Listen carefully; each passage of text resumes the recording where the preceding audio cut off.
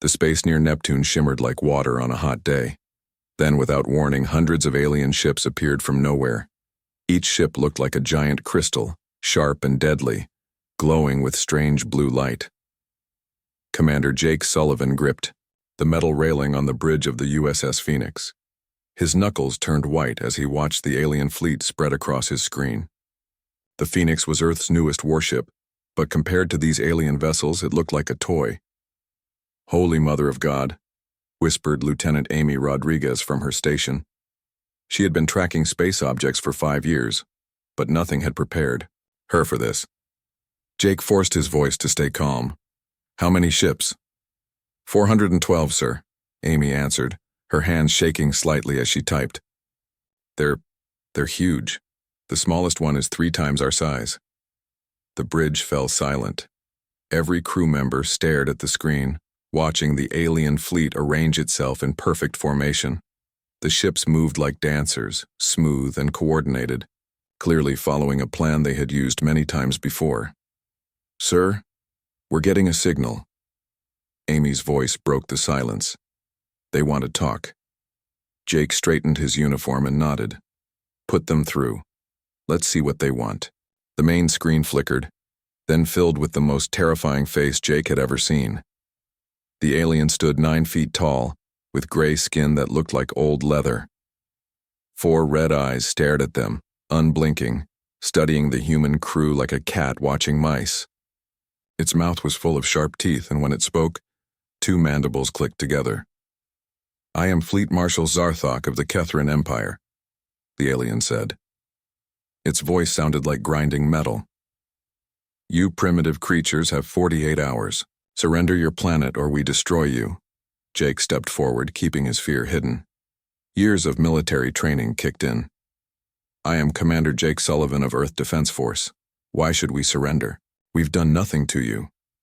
The alien made a sound that might have been laughter. It was not a pleasant sound. "Because we are strong, and you are weak. The Kethrin Empire has conquered half the galaxy. Your little world will be added to our collection." "And if we refuse?" Jake asked, though he already knew the answer. "Then you die," Zarthok said simply. "We have destroyed races far more advanced than yours. You have no chance. Be smart. Surrender, and some of you may live as our servants." Jake felt anger replace his fear. "We need time to consider your offer." 48 hours, the alien repeated. Not 1 second more. The screen went black. For a moment, nobody on the bridge moved.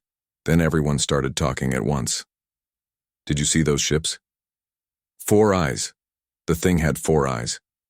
"We're dead. We're so dead." Jake raised his hand for silence. "Enough. Amy, send everything we just recorded to Earth Command. Use our fastest encryption." "Yes, sir." Amy's fingers flew over her keyboard. "Johnson," Jake called to his weapons officer. "I want a full scan of their ships. Find any weakness, anything we can use." "On it, Commander, but..." Johnson hesitated. "Sir, their technology is centuries ahead of ours, maybe thousands of years." Jake nodded grimly. "I know, but we look anyway. That's our job." Meanwhile, on Earth, the emergency meeting room filled with the planet's most important leaders. General Linda Parker stood at the head of the table, playing the alien transmission for the 15th time. Each viewing revealed new details, new horrors. 48 hours, President John Harris said, quietly. He looked older than his 60 years. "They're giving us 48 hours to decide the fate of our entire species." Dr. Sam Bennett, Earth's leading expert on theoretical alien life, leaned forward. "General Parker, may I?" Linda nodded. "Go ahead, Doctor." Sam stood and pointed at the frozen image of Zarthok. "Look at his posture, his tone. This isn't his first time making this speech. See how bored he looks?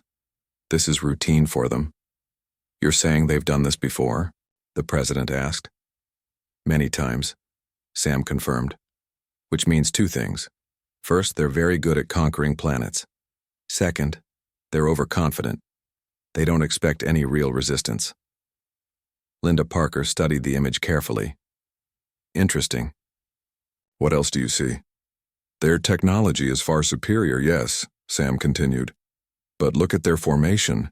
It's designed to intimidate, not for actual combat. They want us to give up without a fight. And if we don't? Someone asked from the back of the room. Sam's face grew dark. Then we find out how good their weapons really are. Linda turned to her aide. Get me everything. I want to know how many ships they have, what weapons they carry, how fast they move, and find out if any other Earth ships have encountered them. General, the president interrupted, should we consider their offer if we can save some lives? Linda's eyes flashed with anger. With respect, Mr. President, we know nothing about these Catherines. They say some of us will live as servants, but what kind of life is that? And for how long? Back on the Phoenix, Jake stood alone in his quarters, staring out at the stars. The B. Catherine fleet hung in space like a storm cloud waiting. His computer showed the countdown. 47 hours, 12 minutes remaining. A soft knock interrupted his thoughts. Come in. Amy entered, carrying 2 cups of coffee. Thought you might need this. Sir. Jake accepted the cup gratefully. Thanks. Any luck with their communications? Amy's face lit up slightly. Actually, yes. Their signals are incredibly complex, but I found something interesting. They're not just talking to us. They're connected to a massive network, probably spanning their entire empire. Jake raised an eyebrow. Meaning? Meaning they're constantly getting orders from somewhere else. These ships, this fleet marshal, they're just the tip of the spear. The real power is somewhere far away. Jake sipped his coffee, thinking. So, if we could somehow interfere with their communications, we might cause some chaos, Amy finished. It's not much, but it's something. Jake smiled for the first time since the aliens arrived. Good work, Lieutenant. Keep digging. Find me anything we can use. As Amy left, Jake turned back to the window. The Catherine ships floated in perfect formation, silent and menacing. 47 hours to save humanity. It didn't seem like enough time. But then again, Jake thought, humans had always been good at doing the impossible when their backs were against the wall. Maybe, just maybe, they could find a way to surprise these arrogant aliens. The countdown continued, second by second, toward humanity's fate. Captain Mike Johnson hadn't slept in 36 hours. His eyes burned as he stared at his computer screen in the underground cyber defense center. Around him, 20 other analysts worked in silence, their faces lit by blue monitor light. The countdown on the wall showed 41 hours until the aliens' deadline. Mike reached for his 5th cup of coffee and missed. The cup fell, splashing hot liquid across his desk. Damn it, he muttered, grabbing napkins. Then he froze, staring at his screen. Wait. That can't be right. He typed faster, pulling up new windows, checking and double-checking his work. His heartbeat faster. Director, Mike shouted, not taking his eyes off the screen. Director White, you need to see this now. Colonel Patricia White hurried over from across the room. She was a tall woman with short gray hair and eyes that missed nothing. What is it, Johnson? Look at this signal pattern. Mike pointed to colorful lines on his screen. The aliens aren't just sending messages to us, they're talking to each other constantly, and to someone else far away. Patricia leaned closer. They're broadcasting on multiple frequencies at once. Not just broadcasting, Mike said, excitement making his voice shake. They're connected to a huge network like a giant internet spanning across space, and... He paused for effect. I found a back door. Patricia's eyes widened. A back door? Into their system? Mike nodded eagerly. Their security has a flaw. A big one. Maybe they never thought anyone as primitive as us would try to hack them. Patricia squeezed his shoulder. Show me everything, and get a fresh team in here. We're going to need more eyes on this. 6 hours later, the Emergency Council gathered in the White House basement. 20 of Earth's most important leaders sat around a large table, their faces grim. General Linda Parker stood at the front of the room with Patricia White and Mike Johnson. Thanks to Captain Johnson's discovery, we've accessed parts of the Kethrin database, Patricia began. She clicked a button and alien text filled the large screen behind her. What are we looking at? Asked President Harris. Mike stepped forward. Their history of conquest, sir. We've identified 347 different alien species they've encountered. He clicked to the next slide, showing strange alien faces. All of them were either conquered, enslaved, or completely wiped out. A shocked silence filled the room. My God, someone whispered. How big is their empire? Based on star maps we found, Mike continued. They control about half the galaxy. They've been expanding for over 3,000 years. President Harris removed his glasses and rubbed his eyes. Is there any pattern to how they operate? Anything we can use? Patricia nodded grimly. Yes, sir. They always follow the same playbook. Every species gets the same 48-hour ultimatum we received. And what happens to those who surrender? The president asked, though his face showed he already guessed the answer. Nothing good, Patricia said quietly. Some become servants. Some are worked to death in mines or factories. Others are simply killed off slowly over decades. And those who fight? Asked the Secretary of Defense. They die quickly, Patricia answered, but at least they die free. Dr. Karen Mitchell raised her hand. She was younger than most people in the room, with long red hair pulled back in a ponytail. As Earth's top expert in language analysis, she had been studying the alien communications. Non-stop. There's something else, she said, standing up. Something that might help us. All eyes turned to her. Karen walked to the front of the room. I've been studying their language and communication patterns. The Kethrins have a strict chain of command, more rigid than anything we've ever seen. She pulled up new images on the screen, charts showing Kethrin ship movements and signal patterns. Look here, she pointed. When the fleet commander gives an order, it passes down exactly as given. No one ever questions or modifies commands. No one shows any initiative. President. Harris leaned forward. What are you saying, Doctor? Their entire military operates on absolute hierarchy, Karen explained. If you disrupt the chain of command, their forces become completely paralyzed. No one can act without direct orders from above. On the large screen at the side of the room, Commander Jake Sullivan's face appeared. He was joining from the Phoenix, which remained near the alien fleet. So if we take out their leadership, Jake began. The entire fleet could be thrown into chaos, Karen confirmed. They literally wouldn't know what to do. Mike raised his hand. And here's the best part. That network I hacked into, it connects their entire empire. Every ship, every base, every colony. General Parker's eyes lit up. Are you suggesting we could disrupt their entire command structure? Not just this fleet, but everywhere. Maybe, Mike said cautiously. I'm not sure yet how far we can reach, but I've been working on something. A virus designed to target their communication systems. President Harris stood up. How soon can you have it ready? 24 hours, Mike answered. Maybe less if I get more help. The president looked around the room. Get him whatever he needs. Everyone else, prepare your departments. If we can't stop these aliens, we need to be ready for the worst. As the meeting broke up, Jake Sullivan's voice came through the speakers. Captain Johnson, this is Commander Sullivan. Keep working on that virus. It might be our only chance. Mike nodded at the screen. I won't let you down, Commander. We're going to show these four-eyed bullies they picked the wrong planet to mess with. The countdown on the wall now showed 35 hours remaining. The race to save Earth had begun. 24 hours had passed since the aliens appeared. The countdown showed just 24 hours remaining before their deadline. In the basement of the Pentagon, Captain Mike Johnson's fingers flew across his keyboard. Empty coffee cups and candy wrappers covered his desk. His eyes were red from lack of sleep, but he couldn't stop now. The fate of Earth depended on his work. How's it coming? Colonel Patricia White asked, appearing at his side. Mike didn't look up. Almost there. The virus is ready. I just need to make sure they can't block it. You look terrible, Patricia said, but her voice was kind. When did you last sleep? Sleep? Mike laughed. What's that? Across the room, Dr. Karen Mitchell worked with her team of linguists.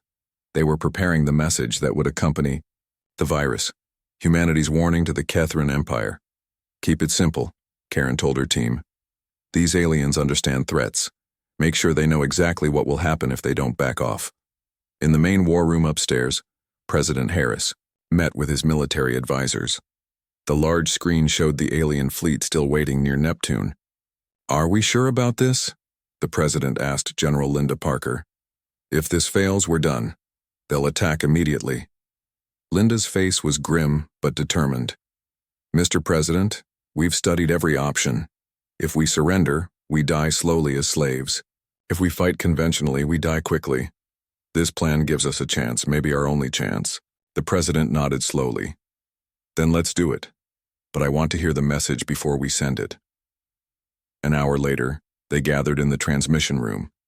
Captain Mike Johnson sat at the main computer, his virus program ready. Commander Jake Sullivan's face watched from a screen, transmitted from the USS Phoenix. The virus is set to upload directly into their command network, Mike explained. Once it's in, it will target their communication systems. But we need to make them believe it can do much more damage than it actually can. That's where our message comes in, Dr. Karen Mitchell added. Psychological warfare. Make them fear us enough to back off. Are we ready? President Harris asked. Everyone nodded. Send it, the president ordered. Mike pressed a button. Transmission beginning. I'm routing it through the back door I found. They won't be able to trace it back to us easily. On the screen, data flowed as the message penetrated the alien network. Then Commander Jake Sullivan began to speak. His voice was calm and confident as he delivered humanity's warning to the Kethran Empire. To Fleet Marshal Zarthok and the leaders of the Kethran Empire, Jake began. You have made a serious mistake coming to Earth. You believed us to be a primitive species easy to conquer. You were wrong. Jake paused, letting his words sink in. We have accessed your systems. We have studied your history. We have discovered your weakness. In the transmission room, everyone held their breath. They knew that somewhere on the alien, command ship Zarthok was watching this message. His four eyes narrowed in surprise or anger. Your absolute hierarchy is your fatal flaw, Jake continued. Your soldiers cannot act without orders. Your officers cannot think for themselves. Your entire empire depends on a perfect chain of command. Mike's fingers continued typing, making sure the virus was uploading correctly. Green lights flashed across his screen. It was working. We have developed a virus. Jake's voice hardened. A virus that targets your command protocols. If you proceed with your attack on Earth, we will release it into your entire network. The screen behind Jake showed simulated images of Kethran ships floating dead in space, their crews unable to function without orders. Within hours, your mighty fleet will be paralyzed. Every unit will await orders that will never come. Your conquered systems will revolt. Your empire will crumble within days. Now Jake leaned closer to the camera, his eyes intense. This is not a bluff. We would rather die free than live as slaves. You have 24 hours to withdraw completely from our solar system. This is our only warning. The transmission ended. In the room, nobody spoke for several seconds. Did it work? The president finally asked. Is the virus in their system? Mike checked his monitors. Yes, sir. The virus is embedded in their network. Not active yet, but ready to go if we give the command. Now we wait, General Parker said quietly. Aboard the Kethran flagship, Fleet Marshal Zarthok watched the human's message again. For the first time in his long career, he felt uncertain. His tactical officer, Subcommander Corvin, stood nervously nearby. Is such a thing possible?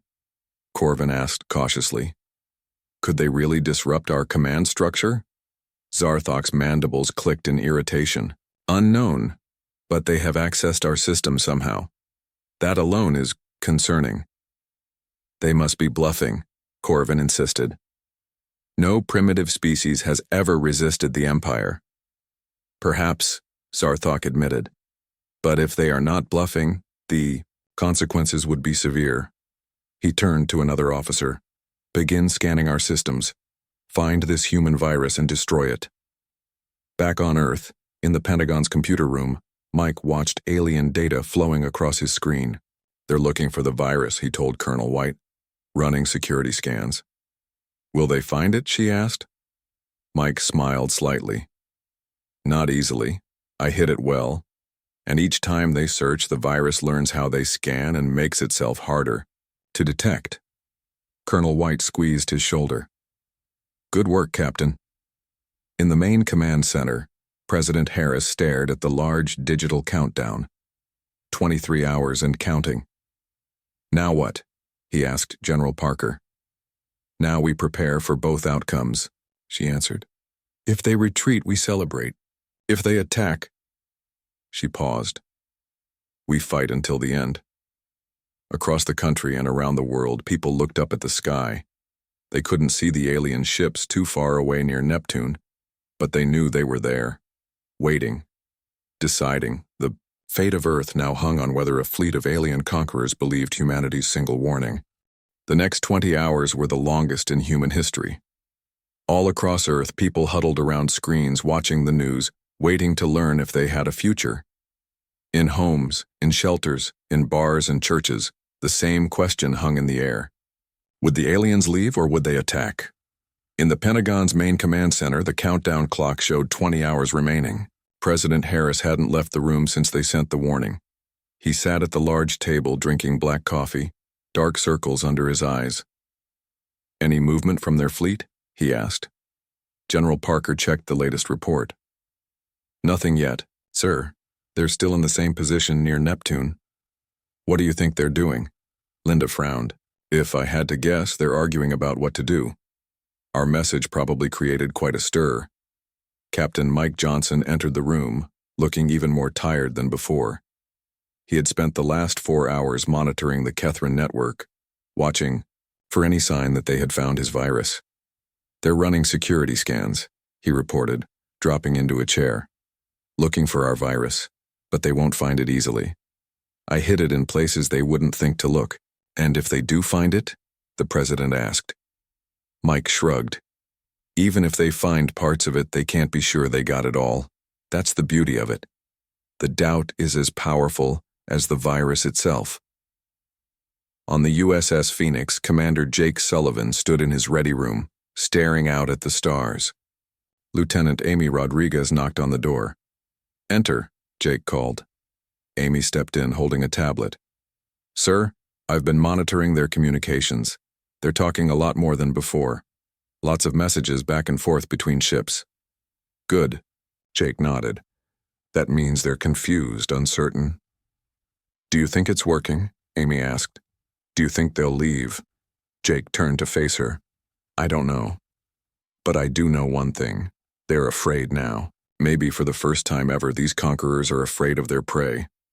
Aboard the Kethrin flagship, the command center hummed with nervous energy. Fleet Marshal Zarthok had called his top officers together. None of them had ever seen the Fleet Marshal so unsettled. Report, Zarthok ordered, his 4 eyes blinking rapidly. Subcommander Corvin stepped forward. We have run multiple security scans. We found suspicious code in some systems, but we cannot be certain we found everything. Their virus, if it exists, is difficult to detect. How did they even access our network? Another officer asked. No primitive species has ever managed such a feat. It seems, Zarthok said slowly, that we may have underestimated these humans. We should attack immediately, Corvin urged, before they can activate this virus. They are bluffing. They must be. And if they are not, Zarthok countered, if their virus spreads through our entire empire, the Emperor would have my head. But sir, another officer protested, no species has ever forced the Empire to retreat. It would be embarrassing. Zarthok's mandibles clicked in anger. Better embarrassed than destroyed. We need more time to assess the threat. Back on Earth, in a secure room deep under the White House, Dr. Karen Mitchell worked with a team of psychologists. They studied everything they knew about the Kethrins, trying to predict how they would react. They value strength above all else.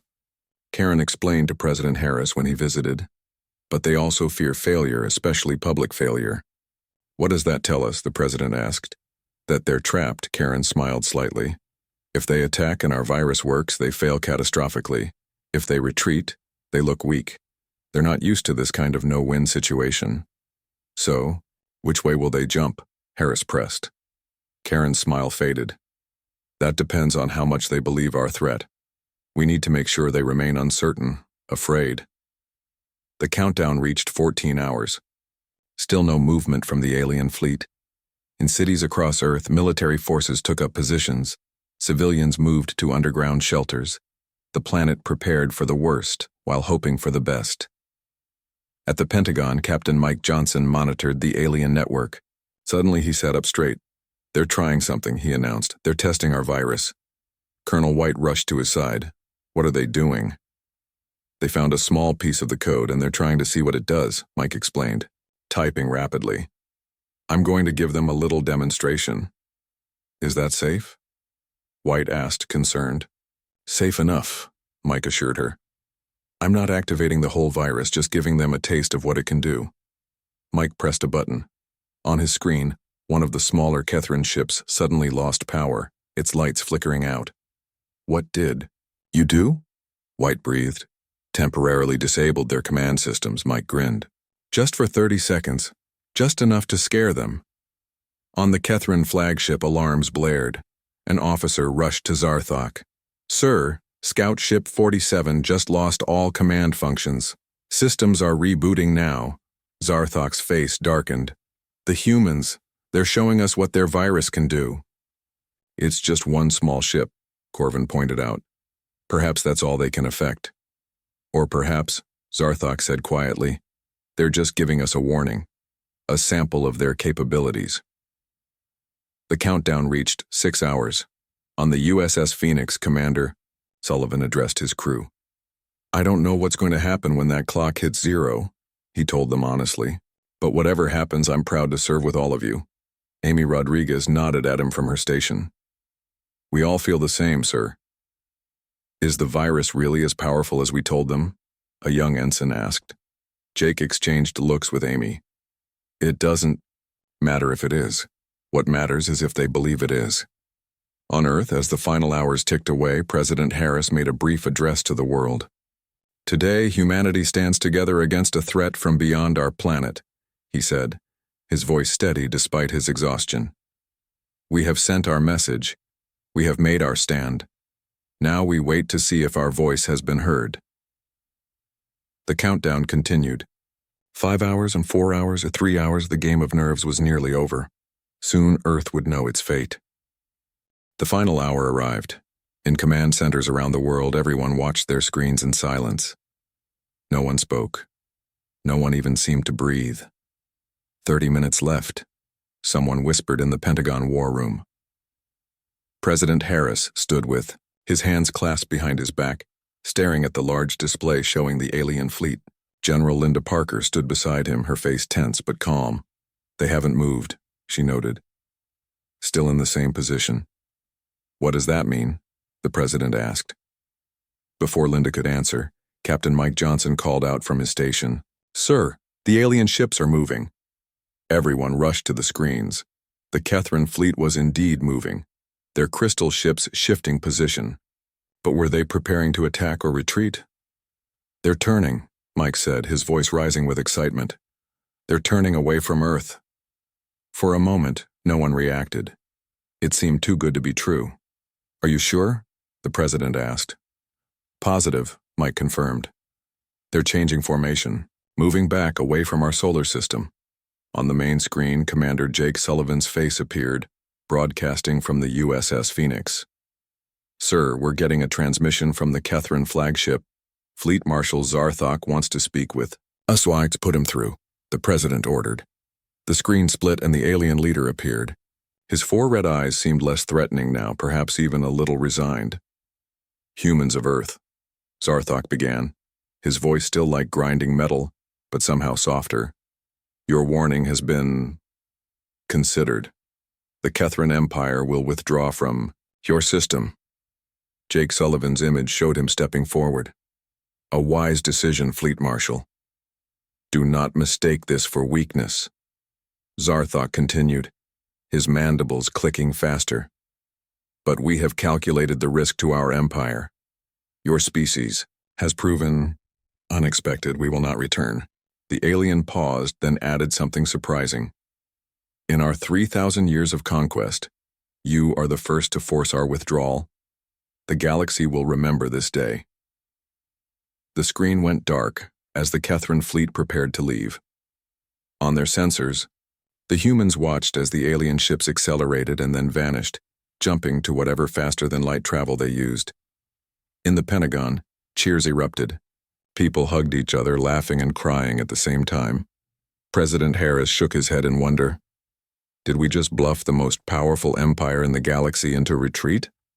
He asked, no one in particular. General Parker smiled. Not entirely. A bluff, sir. Mike's virus would have caused them real problems. But probably not empire-ending chaos, the president pressed. Probably not. Mike admitted with a grin. But they didn't know that for sure. 6 months later, Earth was a different place. Countries that had fought each other for centuries now worked together. The knowledge that they weren't alone in the universe and that the universe was dangerous had united humanity like nothing before. Then, something unexpected happened.